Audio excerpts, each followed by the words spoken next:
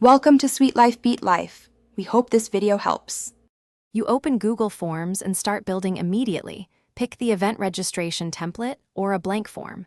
Add a clear title, event date, time, and location so attendees know basics at a glance. Use short answer for full name and email for contact. Mark required fields to avoid missing data. Next, add a drop-down or multiple choice for ticket types and quantities. This gives structure. Once done, set form description to include cancellation and contact policies so attendees understand expectations. You continue by structuring the form into sections to guide attendees step by step. Attendee info first, then ticket selection, then extras or special requests. Use response validation for phone numbers or quantities so entries stay clean, and add file upload only if you really need waivers. Link responses to a Google Sheet to track registrations in real time. This helps with capacity planning.